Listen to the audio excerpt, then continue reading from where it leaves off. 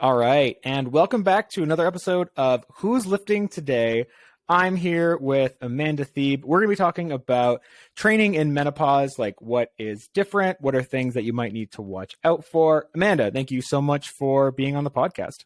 I'm excited to be here, Mark. It took us a while. We figured it out. We had to do some rescheduling, but we made it work. We made it work, but I'm really excited to be here to be talking about menopause and strength training and general health awareness. And so I'm really glad you gave me the opportunity to do that today.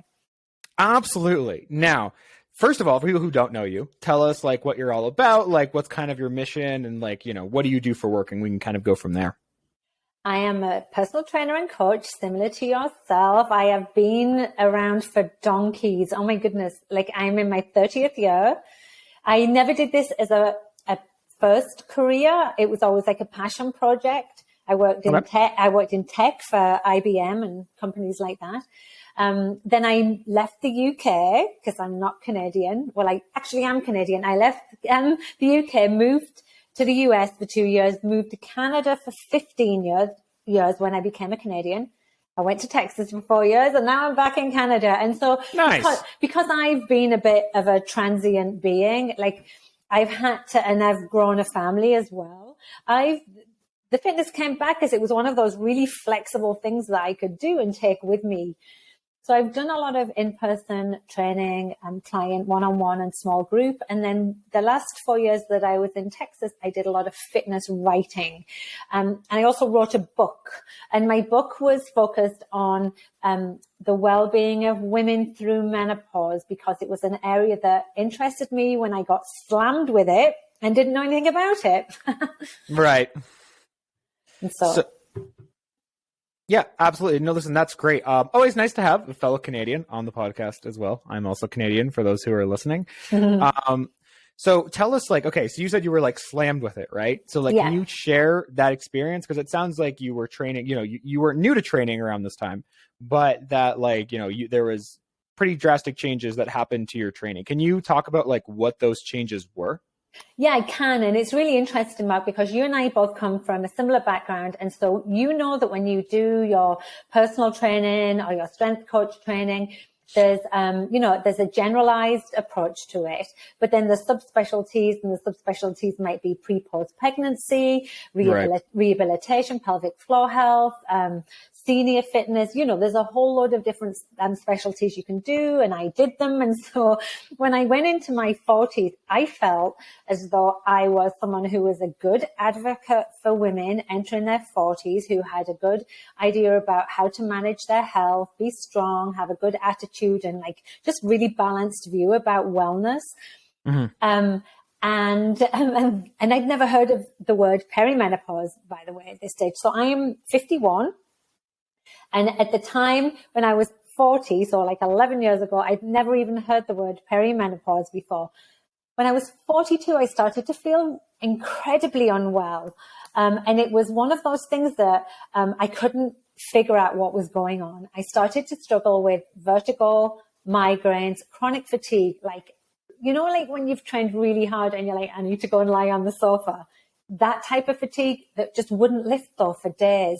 And it wouldn't lift even if I slept well or if I really focused on recovery and rejuvenation and nutrition. All of the things I'd learned weren't working for me. And I was like, what the hell is going on? And I spent 2 years really struggling with my health, ultimately had depression as well. And I had really great support from the medical community in Canada. I mean, we have a good healthcare system here. I had neurologists, ear, nose, throat doctors. I had everyone looking at me, giving me loads of really expensive testing, ultimately to be inconclusive.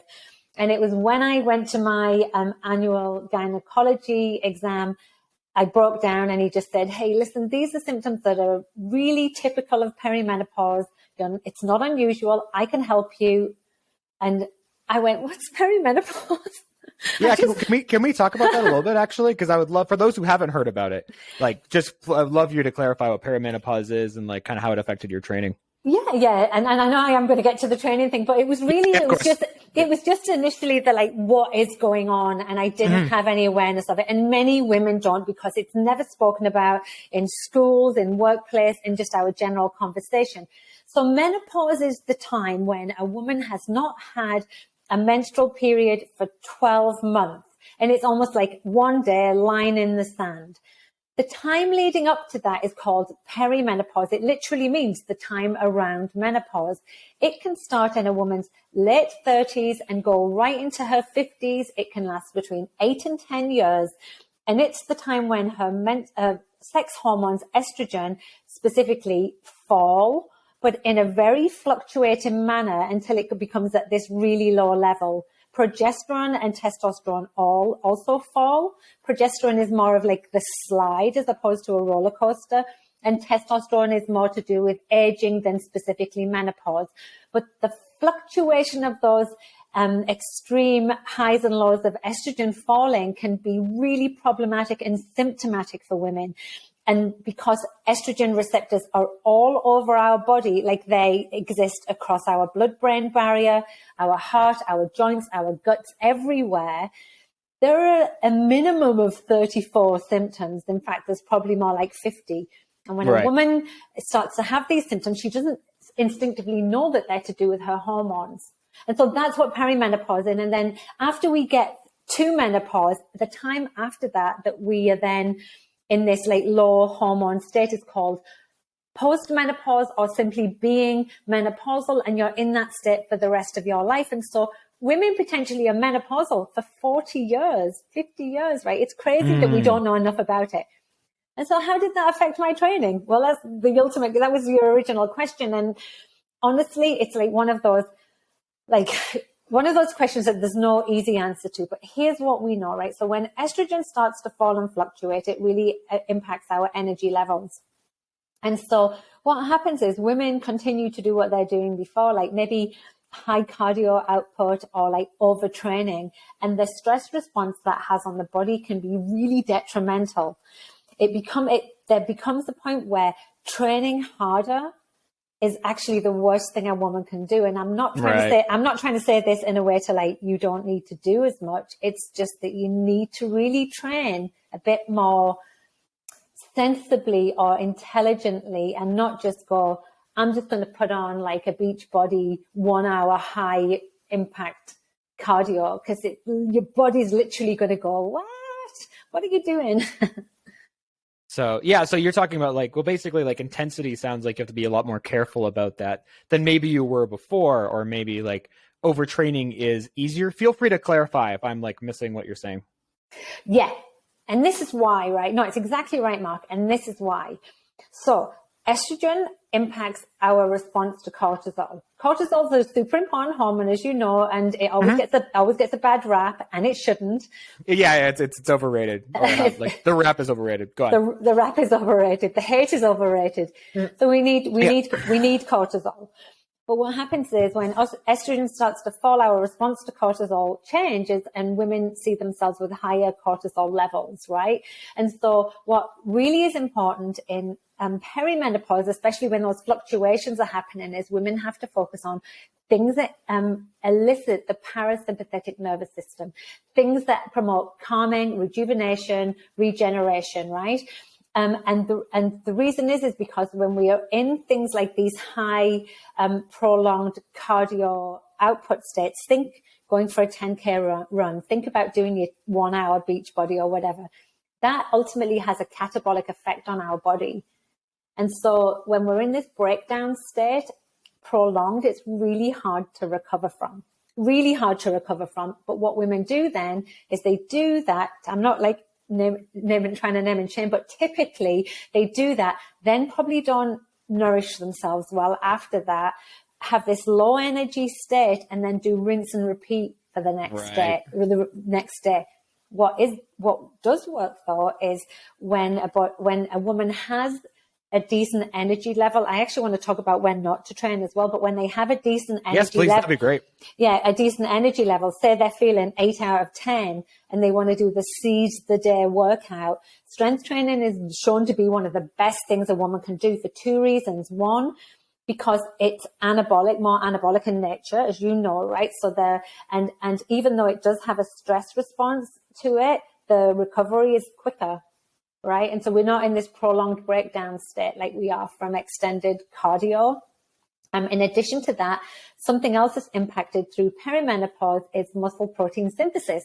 So the ability to maintain and build lean body mass is exacerbated on top of sarcopenia, which is already like in that life phase as well. Happening, yeah.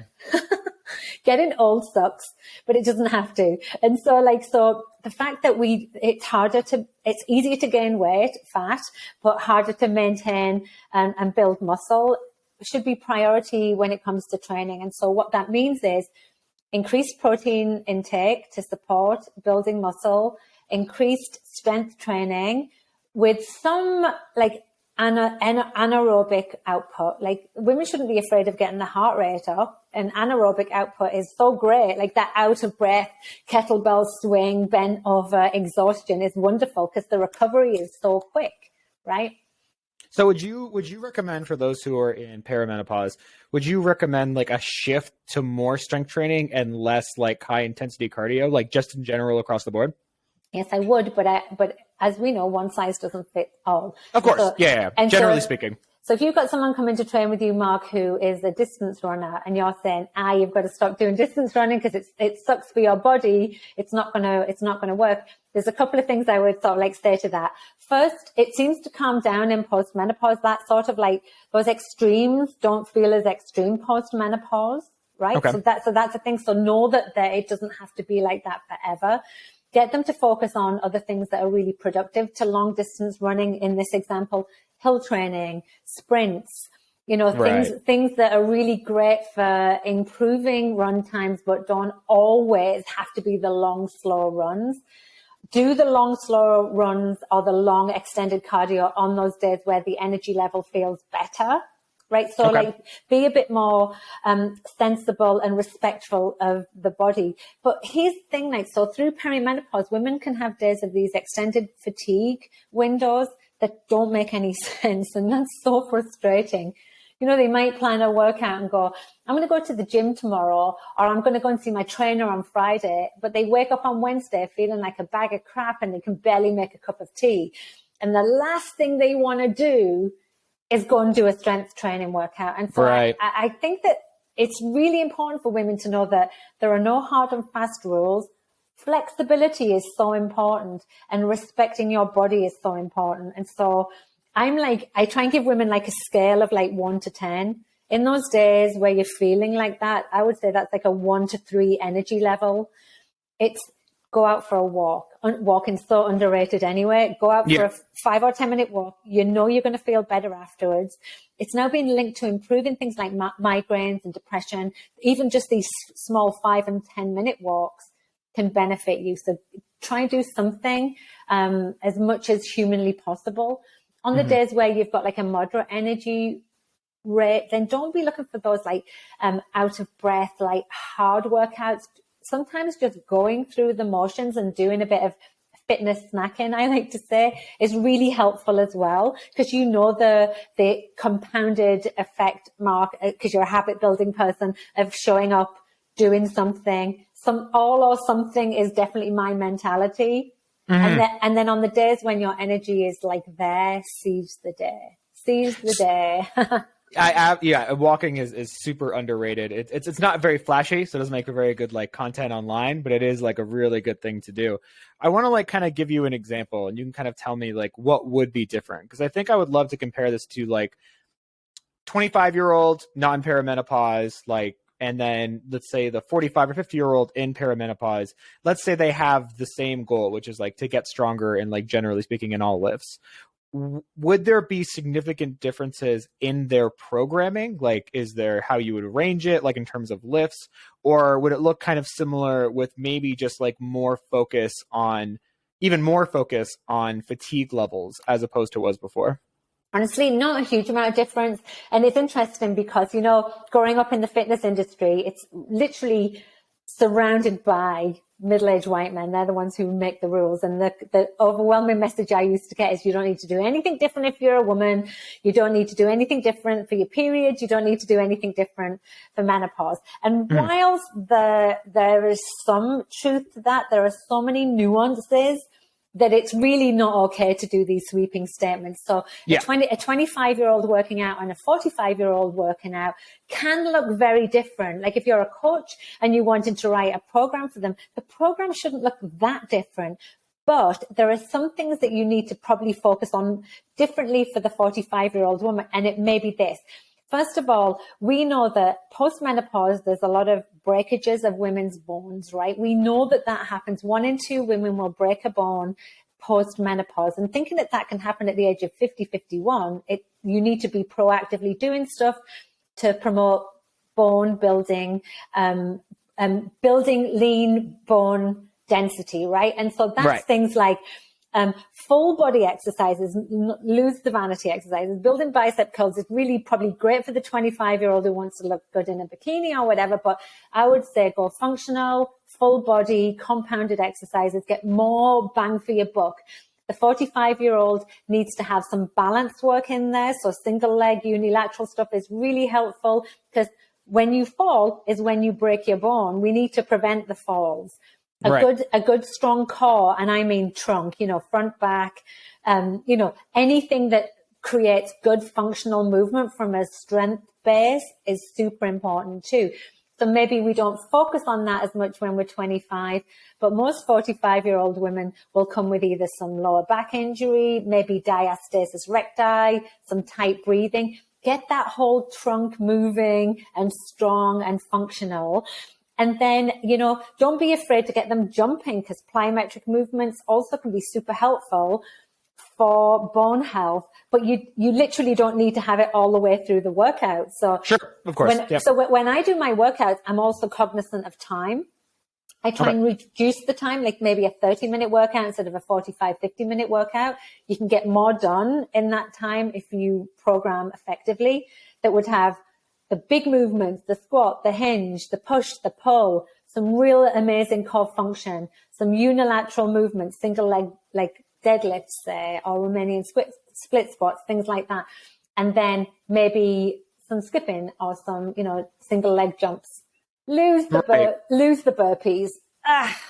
Yeah, I don't recommend those for like any age group. I just feel like that to me is like wasted energy completely. Yeah. It always makes me a little bit sad when I see those.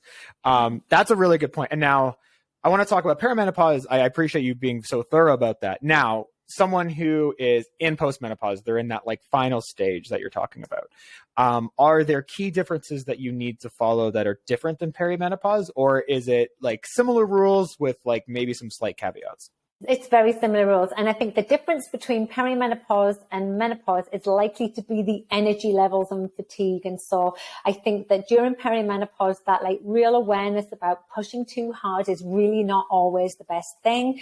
And that women through perimenopause often will focus on, the fact that their body is changing a lot and they will usually undereat and not nourish the body and overtrain.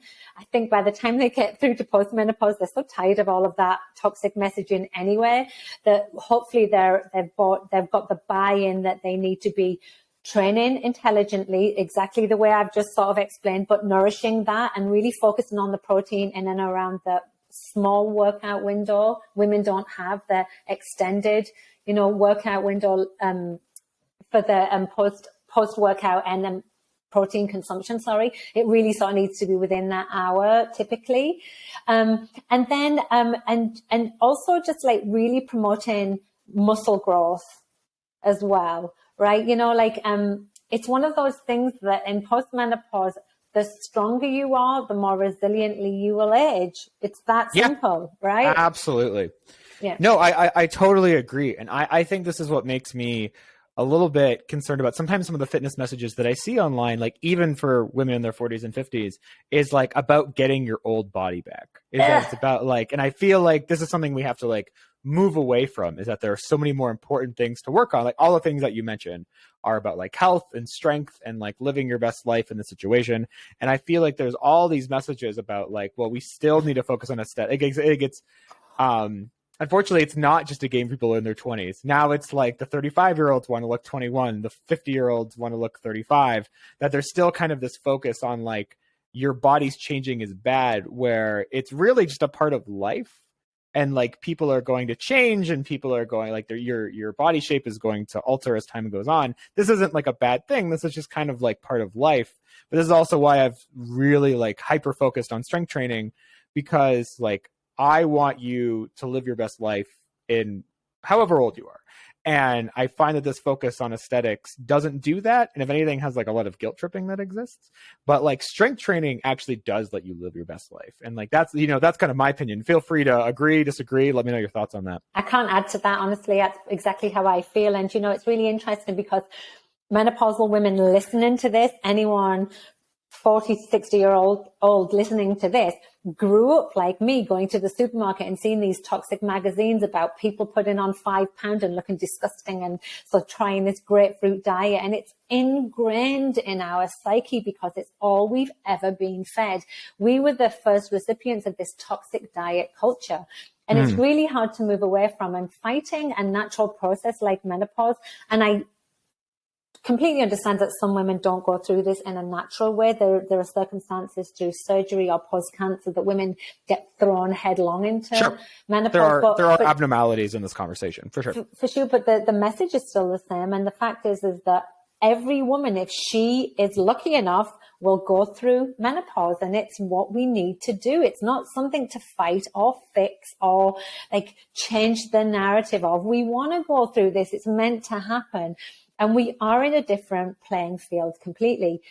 Making menopausal women think about the journey as something that's not weak and fragile is something that I'm trying to do, because there's these preconceived notions of what a menopausal woman looks like. I didn't think that I would look like this at menopause, because in my mind it was an old lady syndrome, right? Right. And I think many people feel like that. But knowing that menopausal women are strong, empowered, resilient is a super important message. Strength training can be part of that. And then in addition to that, there are some really cool things about strength training that can empower women through post-menopause as well. One of them being it can reduce hot flashes, cold flashes, they're called vasomotor symptoms, by up to 70%.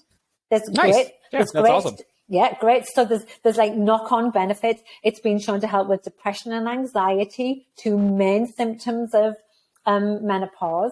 And then it also does the most empowering thing that you touched on, and it's the strength of mind, right?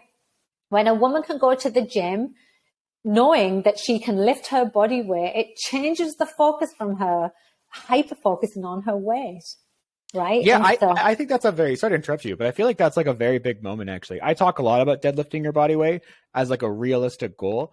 And before you do it, I get a lot of people who are like, all right, Mark's hyping up the strength training. Mark's like, you know, he just wants people to lift heavy and like, but like, this is not a realistic 3-month goal. And I've done this like many times. And what's cool about it is that like, once you can lift your own body weight, you just realize you're so much stronger than you think you are. And then all the other health benefits that you're talking about can exist with that goal, that we don't need to focus on like necessarily the weight on the scale or getting, you know, your 30-year-old body back or whatever it might be. That like strength training can give you all of these things. And it also just kind of lets you prove yourself wrong in a very positive way, which I think is cool, that like you didn't realize how strong you could be. I had an example of a woman who, and I hope she's listening, it's Sue, who she is 65 years old, and like we got her to deadlift like 210 at like, I think, yeah. And like, you know, that's a cool. That's amazing. Yeah, she's the best. I hope she's listening. But she's like, Sue, you know, you are the best. I mean, these are the examples of women that we need to see, Mark. I absolutely agree. And I think like, I appreciate you trying to kind of change the conversation. Because I think like, especially in the fitness world, like there's not as many of us as I would like there to be. Let's just say that they like, it's getting better, but it's still a very aesthetic weight loss focused conversation where it's like, hey, like we can better people's lives by making them stronger. Like whether you're in perimenopause or menopause, like you're not only you not too old to strength train, that like you should be strength training. Like strength training is not a young person's game. Like this is something that benefits you throughout life. And I think we need to change the narrative on that, because I think a lot of people see strength training as like, you know, something to do in your 20s, like maybe your 30s, but like you get older, you have kids, and like maybe it's not something that you do anymore. And I really want to shift that narrative. And you touched on something that I've been quite loud about talking about, and is that age shouldn't be a barrier, neither should fitness level or experience. Like, there's an entry level for anyone to do this. But I understand the reticence from women, because when you think of strength training, you think of bros in the gym, thinking of like their jock strap or whatever. And I'm just like, no, there's a place for everyone to start, and it might look like bodyweight exercises for you. It could be with resistance bands. You don't start by lifting like a dumbbell. You don't learn to drive and pick up a Ferrari and drive down the road. There's processes and steps to get there. And then just having examples like Sue to show that these are real tangible things that are achievable to most women, and they're really, really important as we age. I just think that, like I said, we've been fed this idea of thinness and youth, and then the minute that we start challenging that, saying, you know what, I'm actually okay with being older. Like, I am actually, by the way, Mark, I love being this age. And I believe you. And I also love going to the gym and lifting my body weight and showing people that, like, this is normal. It's not like, I'm not like a unicorn in there. This is what we are amazingly strong women, and it looks different on all of us. That's one of my other things. Shape and size doesn't matter. Right. Yeah, absolutely. Everyone's going to look different. I think that's important. Like, just there isn't someone, like, if they have a different body, it doesn't mean they're necessarily doing anything better or worse. It's that everyone's going to look different, but we still need to focus on like strength and health as an example. So someone's either in perimenopause, menopause, like, let's say they're just trying to get into strength training for the first time, or it's been a while. Maybe it's been decades since they've gotten into it. Yeah. What's like the number one tip you would give to kind of like either get them into training, or is there something you want to let them know about before they get started? What would your advice be? It's really interesting, because what happens in perimenopause often is women, you've heard about like this sense of being invisible or irrelevant and stuff, and it's a real phenomenon. And it's not just that they feel that, there's a physiological response to the losing of the hormones that make women lose their mojo, lose their zest for life. And the neurological aspects of perimenopause and menopause aren't spoke about enough. But there's so many women feel like that. I felt like that myself. I was like, oh, that's it. I'll never be fit again. I'll never feel the way I do about exercising. And so I think it's really important to, first of all, one, acknowledge that these are very real feelings and very normal feelings. Two, that exercise doesn't have to be all out hardcore every time. Exercise can look different every day, and you can be flexible. You don't have to stick to this rigid regime almost. It can be fun. And so the first indicator for a woman is that if she feels like she can do something, what's something that she can do on repeat? What's something that is exciting or fun enough that makes her want to get up and do that again? Maybe that's going back to Zumba. Maybe that's doing yoga online with your friends. It doesn't have to be strength training where you start. Eventually, I hope it gets there, because when you repeat something that you like a lot, it usually piques curiosity. And that curiosity is the thing that you want to like run with. Oh, I wonder what it would be like if I actually did do that goblet squat that Mark was talking about. I've got like a 20-pound dumbbell there. Could I do 10 of them? How would that feel? Because I've been doing my bar class for the last 3 months, and I want to try something new. And so it's like, don't be too hard on yourself. Know that we all go through this, and know that people don't wake up motivated. That's not how motivation works, right? Yeah. You've got to keep chipping away at it. Yeah. And I really appreciate your time and expertise. I appreciate that you talk about a subject that doesn't get talked about enough and is so important and affects so many women, billions of women, millions of women, like so many people. Yeah. Where can people, where's the best place to find you? And is there anything that you're doing right now if people want to learn more about like menopause or perimenopause and training, like what, let us know where they can find you and kind of like what you offer. Yeah, so I'm currently not doing any training, but I've got things in the works. So next year, hopefully I'll have some offerings for people. I have an Instagram account, which is just my name, amanda.thebe. You can go to my website, amandathebe.com. I have a book called Menopause, and it literally is It's like your best mate's guide to menopause. And I wrote it in a way that it's very evidence-based. There's not anything in there that's simply my opinion. I've reached out with experts, but I also talk about the things that you can actively do to promote health yourself. And that's nutrition, exercise, stress management, and the psychological process of how we think as we age. And so that's essentially my jam. And I'm always swearing too much on Instagram, so trigger warning. I'm very irreverent. And what I was going to ask as well is like, so your book, is that something that they can order online? Is it something that they have to go and do a look at? Where can they find your book if they're like trying to find it or purchase it and they want to read it? I absolutely hate promoting Jeff Bezos, but yes, it's on Amazon. It's on Indigo if you're in Canada. And it's been in the top 10 since it came out exactly a year ago. So that's really great. And there's also a 12-week training program, which is an introduction to strength training. And it's, again, an all entry level because I give modifications. And I also tell women how to pimp it up if they want to go a little bit more challenging. So. Nice. Yes. So that's where you guys can decide if you want to use Amazon or not. I do. I'm shamed, but I do use it. Me too. Me too. Yeah. Yes. Listen, thank you so much for being on the podcast. I really appreciate your expertise and hopefully we'll do this again. Yeah. Thank you so much, Mark. And I just would leave by just saying to women, you're more capable than you think you are, for sure. Awesome. And thanks everyone else for listening to another episode of Who's Lifting Today.